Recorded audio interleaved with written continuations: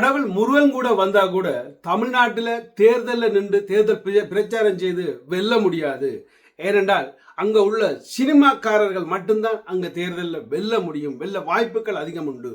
வணக்கம் நண்பர்களே. அதாவது இன்றைக்கு நான் சொல்ல போற ஒரு விடயத்தை நீங்க நிச்சயமா, அதாவது நடிகர் விஜய் இருக்கும் பொழுது, நடிகர் விஜயா இருக்கும் பொழுது அவரை ரசித்தவர்கள் என்ன கோவப்படுவீங்கன்னு தெரியும். நிச்சயமா நீங்க கோவப்படுறதில்ல அர்த்தம் இருக்கு. என்ன நீங்கள் அப்படி ஒரு ரசிப்புத்தன்மையோடு இருக்கின்றீர்கள். இந்த ரசிப்புத்தன்மை தமிழ்நாட்டில் மட்டுமல்ல, இப்ப நம்ம இலங்கையிலே வந்திருக்கின்றதில் மாற்று கருத்து இல்லை.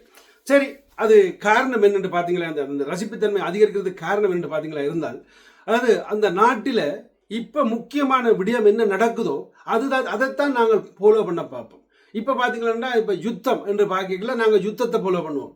ஆனால் இங்க பார்த்தோம்னா சத்தம், பாட்டு, கூத்து என்று பார்க்கல, அது மட்டும் தான் அங்க நடக்குன்னா அதைத்தான் நாங்க ஃபாலோ பண்ண பார்ப்போம். ஸோ அப்ப அதால தமிழ்நாட்டில், இலங்கையில அதுதான் இப்ப இந்த ரசிப்புத்தன்மை அதிகரித்து விட்டது. அது மட்டுமண்டில்லை ஐயா, தமிழ்நாட்டில் மட்டுமல்ல, இங்கிலாந்துல கூட ரசிப்பவர்கள் இருக்கின்றார்கள். அதாவது பெரிய அளவில் ரசிப்பவர்கள் இருக்கின்றார்கள் என்றதை நான் பேர்ந்து தான் கேள்விப்பட்டு அறிந்தேன். ஸோ அப்படி கொஞ்சம் நிலையில இந்த வீடியோவை நான் பதிவிட நினைச்சு ரசிகர்மார், தமிழ்நாட்டு மக்கள், இலங்கையில் வாழ்ற மக்கள் மன்னித்துக் கொள்ளுங்கள். இது என்னுடைய வீடியோவில் கருத்தை சொல்ல வேண்டிய என்னுடைய கடமை. அது யார் சொல்லிக்கிறான்னு பார்த்தீங்களா இருந்தால், ஆந்திரா மாநிலத்திலிருந்து ஒரு துணை முதல்வர் சொல்லியிருக்கிறார். அதாவது தமிழ்நாட்டில் ஈஸியாக அரசியலுக்கு வந்துடலாம் ஐயா சினிமாக்காரன் இருந்தா என்ற மாதிரி ஒரு கருத்தை சொல்லியிருக்கிறார். அதாவது தான் 15 ஆண்டுகளாகத்தான் கஷ்டப்பட்டு அந்த அரசியலை நாடினன் என்ற மாதிரி அவர் சொன்னார். 15 ஆண்டுகள். அது உங்களுக்கே தெரியும், தமிழ்நாட்டில் இப்போ நாம் தமிழர் கட்சி 15 ஆண்டுகள் 16 ஆண்டுகள் ஆகுமோ, 17 ஆண்டுகள் ஆகுது. ஸோ அப்படி கொத்த அந்த ஆண்டுகளாக கஷ்டப்பட்டும் அங்கே ஒரு இது கூட புடுங்கலாம் கிடக்கு. சாரி, மன்னிக்கணும். அது காரணம் என்ன? ஒன்று, அங்கே நடக்கிற அரசியல் ஊழல்கள், அரசியல் வாக்குகளுக்கு பணம் கொடுப்பது. அப்போ அப்படியான விடயங்களை இவர்கள் செய்கிறீர்கள், நாம் தமிழர்கள் செய்கிறீர்கள். ஏன்னா வாக்குகளுக்கு பணம் கொடுக்கறதுக்கு இவர்கிட்ட இல்லை. ஸோ அதால் அவர்களால் ஒன்றும் புடுங்கலாம் கிடக்கு. ஸோ அப்போ அந்த நிலையில் அப்படி கொத்த அரசியல்லாம் இப்போ தமிழ்நாட்டில் நடக்குதுன்றத நடிகர் விஜய அவர் பேர் சொல்லாமல் இந்த ஆந்திரா துணை முதல்வர் சொல்லியிருக்கிறார். சரி, இப்போ என்ன குறை? தலைவர் வந்தார், பல விஷயங்கள் நல்லா செய்கிறாரு. இப்போ நல்லது என்னன்னு பார்ப்போம். இப்போ தலைவர் இப்போ 2 கிழமை இருக்கும். அந்த 2.5 கிழமையில முதலமைச்சராக இருக்கும் பொழுது அவர் செய்த நன்மைகள் என்ன, நல்லது என்ன?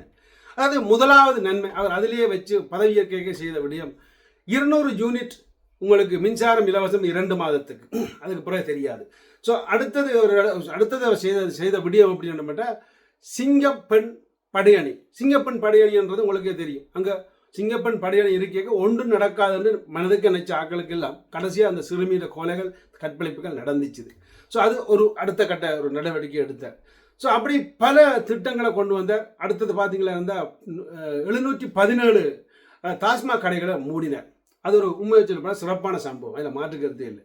இதில் அடுத்த இன்னொரு வீடியோ ஒன்று பார்த்தோமா இருந்தால், அந்த டாஸ்மாக் கடையில் அங்கே வேலை செய்கிற ஆக்கள் போத்தலுக்கு 10 ரூபா களவெடுத்தார்கள். அந்த களவெடுத்த கல்லறை கட் பண்ணினேன். ஸோ குடிகாரரே வாங்க, குடியுங்க வடிவ, ஆனால் போத்தலுக்கு நீங்கள் 10 ரூபா கொடுக்க தேவையில்லை.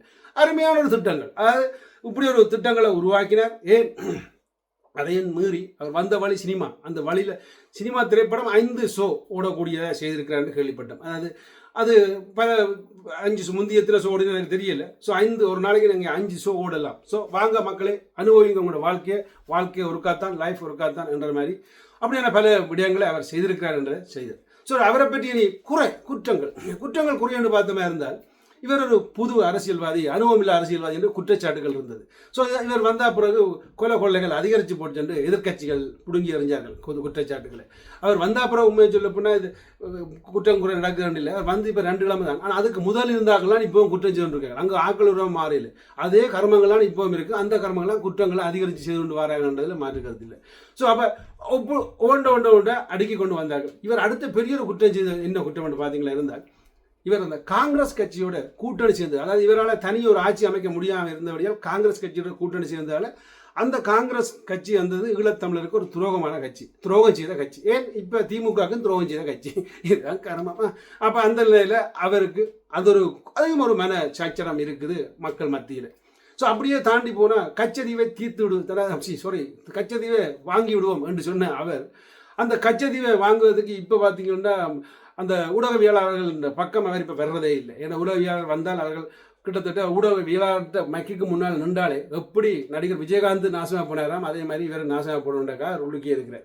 சரி, நடிகர் விஜயகாந்த் நாசமாக போனார் என்னதுக்கு தெரியல. ஆனால் இவர் ஊடகவியலாளர் சந்திக்க மாட்டேன்றது திட்ட தெளிவாக தெரியுது.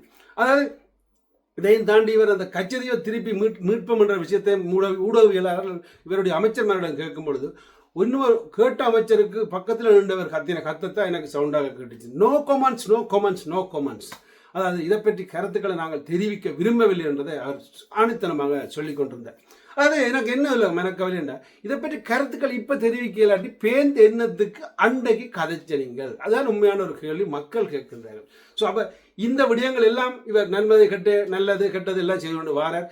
இன்னும் நாள் கிடக்குது. இப்போதான் 2 கிழமை.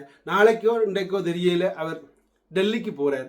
அதாவது டெல்லிக்கு போய் மோடி அவர்களை சந்திக்கிறார், காங்கிரஸ் கட்சியில் சோனியா காந்தியை சந்திக்கிறார், பலரை சந்திக்கிறார். அதுக்கு பிறகு சில நேரத்தில் கச்சேரியை மீட்கிற பற்றி கதைக்காம விடலாம். தமிழருக்கு ஈழத்தமிழருக்கு பிரச்சனை தீர்க்கிறதுக்கு கதைக்காம விடலாம். மீனவருக்கு பிரச்சனை தீர்க்கிறதுக்கு கதைக்காம விடலாம். அப்படி பல விடயங்கள் இருக்குது. எதற்காக போகிறா என்னத்துக்காக போகிறான்றது அவருக்கு தான் தெரியும், எங்களுக்கு தெரியாது. அப்படி நான் நியூஸில் வந்தால் பிறகு உங்களுக்கு அந்த நியூஸை பதிவுறேன். நன்றி, வணக்கம். முடிஞ்சவரை உங்களோட கருத்துக்கள் எழுதுங்க. கோவிக்காதுங்க. கோவிச்சு ஒரு பிரயோசனம் இல்லை. உங்களோட கருத்துக்களை மட்டும் எழுதுங்க.